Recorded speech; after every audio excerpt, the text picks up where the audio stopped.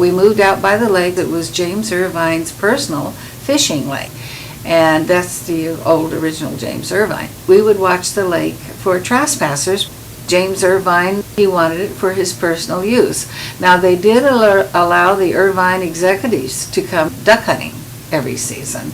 And that was great too, because my sister would use her dog to retrieve, and then we would have ducks to eat. But the trespassing was increasing, and that's when the Irvine deputies asked me if I would be a deputy sheriff, because then I would have more authority, and it did work. You know, you go out there with a badge on, the guys ran. Now, I got my deputy sheriff's badge in 1949. I just turned 21. A month after my birthday, the deputy sheriff came to me and said when I reached 21, he had taught me how to shoot. Several of the deputies and cowboys combined taught me how to shoot before that. I went on into Santa Ana, and I walked in the sheriff's office.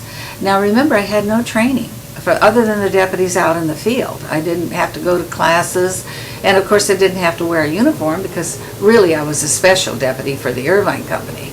But when I went into Sheriff Music's office, I probably was in there an hour or more.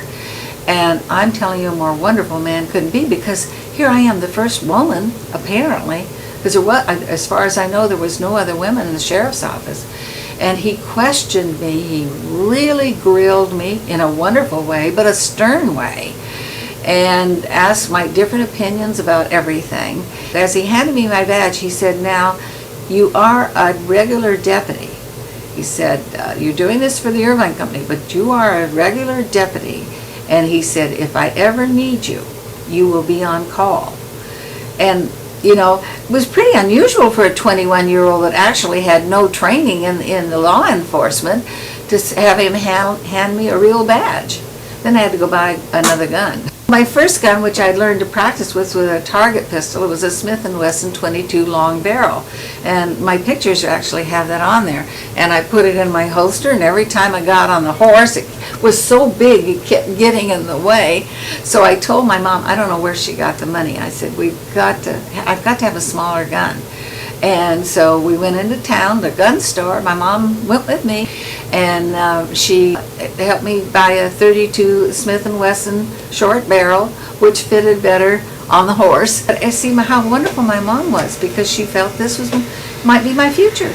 Can you imagine a mother in that day and age knowing that her daughter's going to be a deputy sheriff and not saying, "Oh, you can't do that, dear, you might get killed, or you might whatever"? Not my mom. She said, "Oh, this is wonderful, let's do it." In 2008, I realized I hadn't turned in my badge. It's been in a trunk, you know, packed up. I hadn't even thought about it much. I wrote a letter and sent it to the sheriff's department. He said, "We're sending some deputies out to make sure that you have a real badge." And I had the ID. And so they came out and looked at it, and sure, I was real. And they had the birthday party for me. And what's even become more wonderful is the fellowship among deputies, and they've become very protective of me. Thank goodness for our sheriff's department.